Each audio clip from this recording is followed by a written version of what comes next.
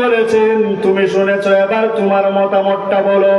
এই সূরাতুন নাসর আল্লাহ কি উদ্দেশ্য নিয়েছেন?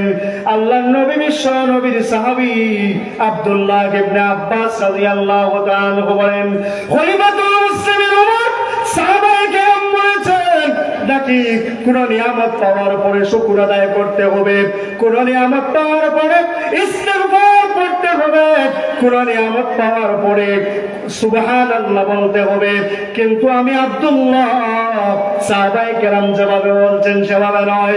আমি বলতে চাই, খলিফাতুল মুসলিমিন ওমর এই সূরার মাধ্যমে আল্লাহ জানিয়ে দিয়েছেন আর বিশ্ব নবী বেশি দিন দুনিয়ায় নাই, কারণ ইসলামের বিজয় চলে আসছে। আল্লাহ সাহায্য করতেছেন, মানুষেরা দলে দলে যখন ইসলামের মধ্যে প্রবেশ করবে, আর তো রাসূলের প্রয়োজন নাই, আর তো রাসূলের প্রয়োজন নাই। ওমর ইবনুল খাত্তাব রাদিয়াল্লাহু তাআলা আনহু, আমার মনে হয় এই আয়াতের মাধ্যমে আল্লাহ বিশ্বনবী দুনিয়া থেকে চলে যাবেন এই ইঙ্গিত দিয়েছেন। হযরত ওমর রাদিয়াল্লাহু তাআলা বলেন, এ সাহাবায়ে কেরাম, আমার আব্দুল্লাহ ইবনে আব্বাস যা বলেছে আমিও তা বুঝেছি। শুধু তাই না, আল্লাহর নবী বিশ্বনবীর স্ত্রী আম্মা আয়েশা রাদিয়াল্লাহু তাআলা আনহা বলেন, আল্লাহর নবী বিশ্বনবী রাহমাতুল লিল আলামিনের উপরে এই সূরাটা নাযিল হওয়ার পরে আল্লাহর নবী বলে, আয়েশা রে, এই সূরা নাযিল হয়েছে, আমি দুনিয়া থেকে চলে যাওয়ার ইঙ্গিত চলে আসছে, মনে হয় আমি আর বেশি দিন বাঁচবো না, এই দুনিয়া থেকে আমি চলে যাব। কারণ দ্বীনের জন্য আল্লাহ সাহায্য পাঠিয়ে দেবেন, মক্কা বিজয় হয়ে যাবে, সমস্ত মানুষেরা ইয়ামান থেকে দলে দলে এসে ইসলাম গ্রহণ করবে, সিরিয়া থেকে দলে দলে এসে ইসলাম গ্রহণ করবে, বিভিন্ন জায়গা থেকে দলে দলে এসে ইসলাম গ্রহণ করবে, আর আমি বেশি দিন বাঁচবো না। তখন হযরত ওমর বলেন, সাহাবায়ে কেরাম, তোমরা কি বুঝেছো কেন আমি আব্দুল্লাহ ইবনে আব্বাসকে তোমাদের চাইতে বেশি গুরুত্ব দেই? এটা কি তোমরা বুঝেছো? বলে, হ্যাঁ। সব সাহাবায়ে কেরাম বলেন, ঠিক আছে, আপনি আমাদের উপরে আব্দুল্লাহ ইবনে আব্বাসকে গুরুত্ব দেওয়া ঠিক আছে। আরে আব্দুল্লাহ ইবনে আব্বাসকে কেন গুরুত্ব দিবেন না?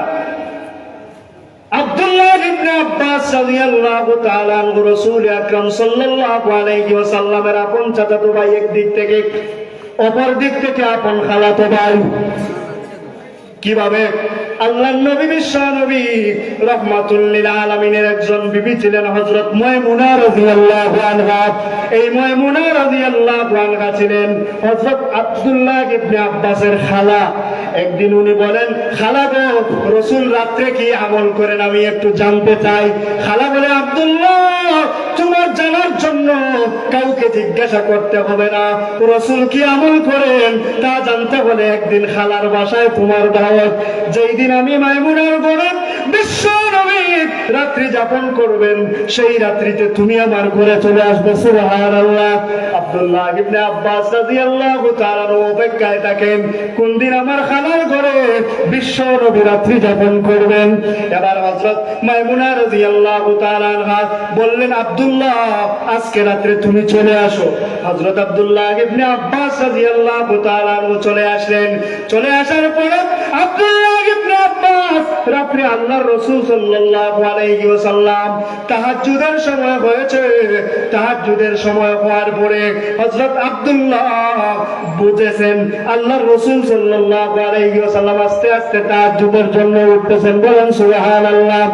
এবার আল্লাহর রাসূল সাল্লাল্লাহু আলাইহি ওয়াসাল্লাম ইস্তেনজায় গেছেন, আর উনি তো হলেন এক সাহাবীর ছেলে, আবার কুরাইশ বংশের, আবার উনার ভিতরে বিশ্বনবীর মহব্বত ছিল।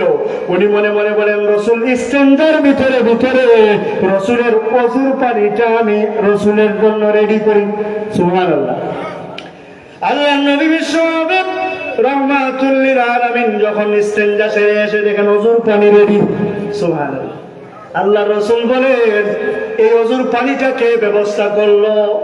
তখন পিচ্ছি হযরত আব্দুল্লাহ ইবনে আব্বাস রাদিয়াল্লাহু তাআলা দূর থেকে আসতেছেন আর বলতেছেন, এই পানি আমি ব্যবস্থা করেছি। রাত দুই ধরনের আছে। এক রিওয়ায়াতে আছে আল্লাহর রাসূল দোয়া করলেন, আল্লাহুম্মা আল্লিমহুল হিকমা, বুখারী শরীফের riwayat। আল্লাহর রাসূল বলেন, আল্লাহ তুমি আমার আব্বাস ইবনে আব্বাসকে হিকমত দাও।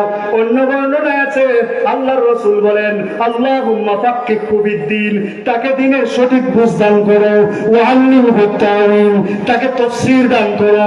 সেই আব্দুল্লাহ ইবনে আব্বাস এমন এক মুফাসসিরে কোরআন, উম্মতে মুহাম্মাদীর মধ্যে যাকে রাইসুল মুফাসসিরিন বলা হয়, অর্থাৎ আব্দুল্লাহ ইবনে আব্বাস উম্মতে মুহাম্মাদীর সবচাইতে বড় মুফাসসির।